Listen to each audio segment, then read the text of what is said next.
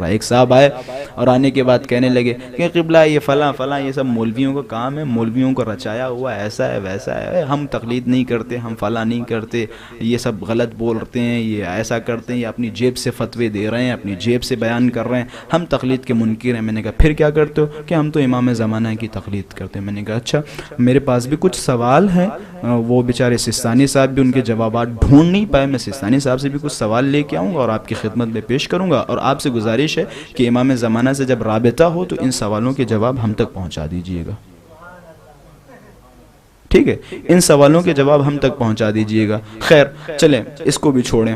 میں نے ایک صاحب سے کہا، میں نے کہا ٹھیک ہے آپ تقلید نہیں کرتے، آپ تقلید کے منکر ہیں یا فلاں ہیں فلاں ہیں، آپ مجھے وضو کر کے دکھا دیجئے۔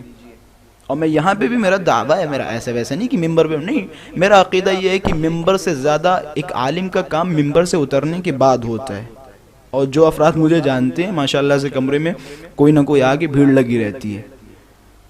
میں نے کہا ٹھیک ہے آپ وضو کر کے دکھائیے مجھے، تو وہ وضو کرنے لگے، مسح کیا۔ میں نے کہا اچھا ماشاءاللہ۔ میں نے کہا یہ مسح کس نے آپ کو سکھایا، یہ صحیح ہے یا غلط؟ کہ مولا صاحب صحیح ہے۔ میں نے کہا کس نے آپ کو سکھایا؟ اب وہ سوچ میں پڑے کہ وہ ہمارے والد صاحب ایسے ہی کرتے تھے۔ میں نے کہا اچھا۔ میں نے کہا آپ کے والد صاحب کرتے کیا؟ کہ مزدور ہیں۔ میں نے کہا ماشاءاللہ کیا شعور خدا نے بخشا، مزدور کی تقلید کر سکتے ہو، پڑھے لکھے کی تقلید سے انکار۔ آپ کے والد، اچھا اگر آپ یہ مجھ سے کہتے کہ امام صادق نے یہ فرمایا، خدا کی قسم میں آپ کے سامنے تسلیم ہوتا۔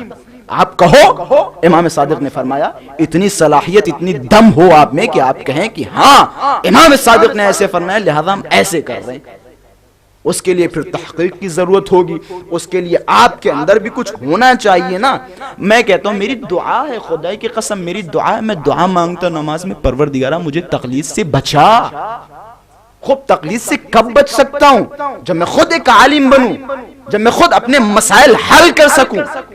ہم تقلید کرنے کے لیے مجبور نہیں کر رہے ہیں کسی کو، یہ تقلید کرنا در حقیقت ہماری مجبوری ہے، ہماری مجبوری ہے، نعمت ہے۔ تقلید اطاعت نہیں ہے، یہ غلط سوچ ہے لوگوں کی، بدنام کیا جا رہا ہے۔ تقلید اطاعت نہیں ہے، تقلید در حقیقت ہم ان علماء سے معصومین کے وہ فرامین سیکھیں جو وہ قرآن و حدیث کی روشنی میں نکال کے ہمارے سامنے پیش کریں، بس اس کے علاوہ کچھ نہیں ہے۔ کسی مرجع کا احترام ذاتی نہیں ہے، یعنی مثال کے طور پہ فلاں مرجع جب پیدا ہوا تو اسی وقت وہ مرجع تھا، ایسا کچھ نہیں ہے۔ ان کا احترام عرضی ہے، عرضی یعنی کیا؟ یعنی کسی علت کی وجہ سے یہ محترم ہے، وہ علت یہ ہے کہ یہ قرآن و حدیث کا نچوڑ ہمیں پیش کرتے، بس جس دن یہ قرآن و حدیث کا نچوڑ پیش کرنا بند کر دیں، غلط پیش کرنے لگے، احترام ختم، کوئی اطاعت ہم نہیں کر رہے ہیں،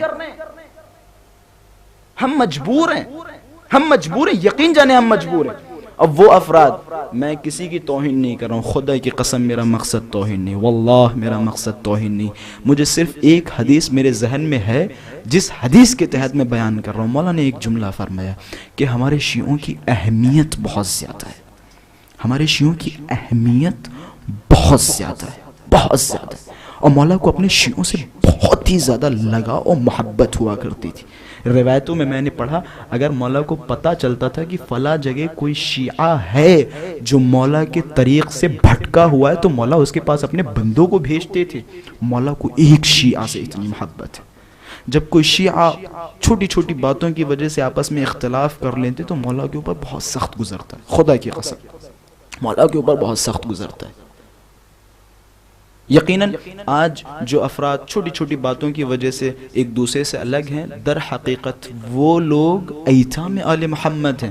مولا نے فرمایا مولا نے کہ جو لوگ ایتام آل محمد کا خیال رکھیں اس کی یہ فضیلت۔ جب کسی نے سوال کیا مولا یہ ایتام آل محمد کون ہے، یہ آل محمد کے یتیم کون ہیں، تو مولا نے فرمایا یہ یتیم وہ نہیں ہیں کہ جن کے باپ مر گئے ہوں، کہ یہ یتیم وہ نہیں ہیں کہ جن کی مائیں مر گئی ہوں، بلکہ یہ وہ لوگ ہیں جو علوم آل محمد سے دور ہو گئے ہوں، وہ آل محمد کے یتیم ہیں۔